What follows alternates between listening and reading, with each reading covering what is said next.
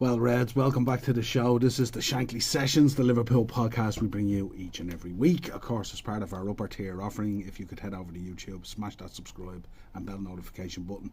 Quick little video here I just wanted to put together in relation. We're having a bit of a meltdown in the fan base. This whole managerial situation has absolutely kicked off and exploded like a volcano.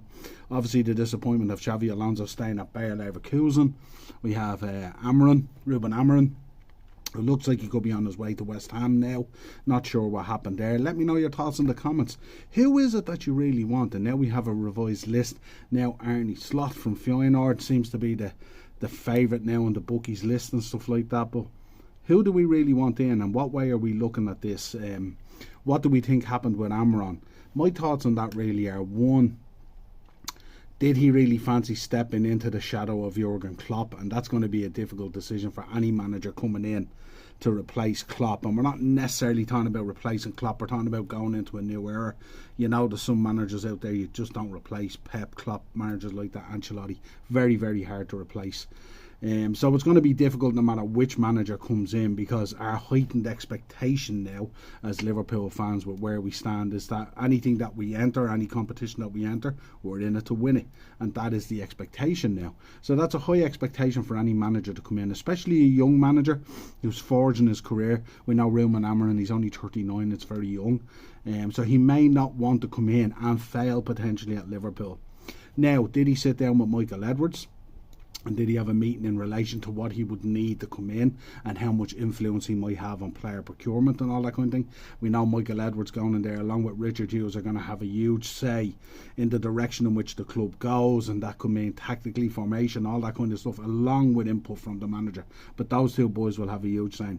That was part of the issue last time when they left, when he left the building, Michael Edwards. There was a bit of a head-to-head there with Klopp and stuff like that. Bit of a power battle, and Julian Ward took over. And there's been a lot of questions over players over the last 2 years or 2.5 years, whatever it is, since that happened. Whether it's been good or bad, has our procurement been good? Not too sure. But there's a lot of that going on. Or did Amorim turn around and go, well, I play football in a very different way, I play with a different formation, so maybe a lot of these players that are in there at the moment are quite redundant, so we're going to need quite a big overhaul. And maybe FSG hadn't got the appetite for that overhaul that would be needed initially going in. Now, obviously, there's an anxiety in the fan base in relation to this, because we kind of need a manager in, and we want to get a manager of a certain ilk as well. But we need them in because obviously with the Euros on and stuff like that, it's going to be really, really difficult this transfer window. You've got kind of 2 to 3 weeks, and then all of a sudden players are gone off on their Euro journey with their countries in the course. And we know when there's a Euros on, it can ratchet up the cost of players, which is a real concern as well. But also trying to get access to those players in terms of signing contracts and medicals, that all gets iced during those competitions, which means you're kind of going into then, you know, the last month or 2 or 6 weeks maybe of a transfer window trying to get work done. And if you haven't lined up all your chess pieces, you can be under a lot of pressure, and then when that happens more often than not, you kind of miss out on the signings that you want, and you have to accept your second or your third or your fourth choices, and that's where it tends to fall down. So there'll be a lot of business trying to be get done, not only getting a manager in the door, but if we do get in a manager like Ruben Amorim who would come in and play a different formation, we need to get bodies in the door and stuff like that. And there's also a case of getting bodies out the door as well. We don't know, Luis Diaz is pimping himself out at Barcelona at the moment, so that may happen. That may be one change that happens. Also, we're looking at Salah. Last year of his contract, does he re-sign? Should we re-sign? What's your thoughts on that? Should we be cashing in now? Should that money be afforded to the manager? Maybe when they had the meetings with Ruben Amorim, they turned around and says, here's the budget we can initially give you, and maybe that wasn't enough or wasn't palatable enough for him to move.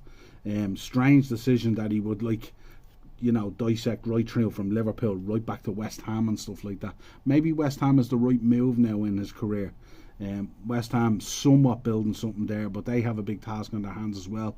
They've dropped off pretty poor this season as well, and obviously the thoughts of Paqueta potentially going to Man City if the gambling stuff is all sorted out, and they probably need a sprinkle of number of players in there as well. The likes of Mikel Antonio, I think, has ran his course at West Ham, and a number of others as well are kind of done there really, you know. So Moisey potentially leaving the building, so Amorim potentially could come in. That might be a nice project to start, to springboard him into another move maybe in 3 years if he's successful there at West Ham.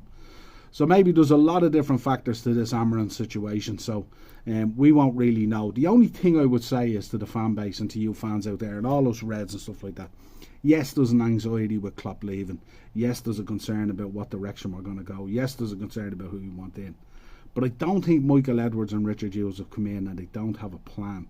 And if they wanted, and the talk coming out yesterday was that, like, yes, they met, they had a conversation with Ruben Amorim, they expressed an interest, but no contract was thrown down on the desk, which means there was a certain hesitation there as well. We don't understand it because we're on the outside, but eventually we will understand it. So let's see what their thinking is and let's see where they go from here. But no doubt in the next couple of weeks there's going to be a lot of movement in this. Now, if you look at the list of the contenders, Arne Slot's in there, Roberto De Serbi's in there. Let me know your thoughts on this. Gary O'Neill is in there. He's fourth favourite, Gary O'Neill, to take over as Liverpool boss. So my thinking on that as well, Thiago Motta's there as well. Would he suit Liverpool and stuff like that? Let me know your thoughts. But if you look at kind of talks of Jose Mourinho, talks of Thomas Tuchel, would they be looking in that case there? Would that sit well with you? Either of those guys, Tuchel or Mourinho, would they be coming in really just to take care and oversee of the overhaul of the squad? Certainly I wouldn't think it's long term because both of them do get quite toxic and stuff like that. But certainly they will come in and they will put certainly a nastiness and a backbone to some of the players that's been really, really needed, that has been lacking, you know. For a number of years now, these players, you know, they've been wrapped around that cloak of Jurgen Klopp and stuff like that and all. And, you know, players have been rewarded at times for poor performance, both with contracts and with playing time. Sometimes because we didn't have options and sometimes because the gaffer showed a loyalty, and that's to be admired at times, but at times it's to be questioned. So would Jose Mourinho going in there for a season or two to kind of not turn things around, but kind of, you know, do the dirty work that needs to be done, that maybe a Ruben Amorim with a team in transition but with a huge expectation as well maybe didn't fancy? That might be the solution. So let me know your thoughts in the comments. Thomas Tuchel, Jose Mourinho, would you go for someone like a Gary O'Neill in that kind of vein and form as well? Would Gary O'Neill want to see himself there as kind of a transitional move over a 2-year period? If it worked out well, could he be kept on? Who knows? But certainly it's driving up this nervousness and anxiety within the fan base. I've seen it on the fan channels yesterday. I've seen it online on Twitter. People are losing their mind about this. You know, once we missed out on it, once Alonso decided to stay at Leverkusen, probably with a view of going to Bayern Munich potentially, or with a view of eventually going to Real Madrid. Maybe didn't want the Liverpool job, maybe didn't want to move from the success of Leverkusen into a situation at Liverpool where there's still quite an overhaul of the squad to be done. A lot of players' contracts coming up now for renewal.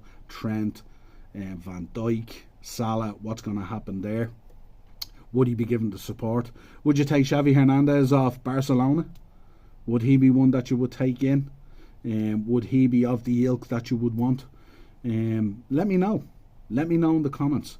Definitely a lot of stuff going on in the fan base at the moment, and a lot of hysteria, a lot of meltdown and all that kind of stuff. And it's been ratcheted up even more because the managerial market at the moment is so tight at the minute in terms of quality. There's not a huge amount of elite managers out there, and there's a lot of teams potentially looking for new managers. Barcelona, Bayern Munich, ourselves. Do Chelsea stay with Poch? If De Zerbi was to move, Brighton would be looking for a manager. West Ham are looking for a manager. So many teams at the moment. Potentially United if Ten Hag exits the building.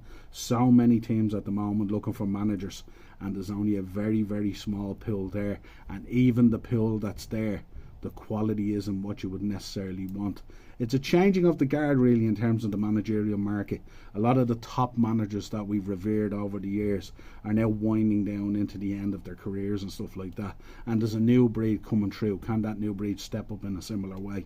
That remains to be seen. Let me know your thoughts in the comments. Subscribe to the channel, hit the bell notification button, drop a like in the video. But Reds, remain calm. Michael Edwards will have a plan. Let's see how that all runs out over the next couple of weeks.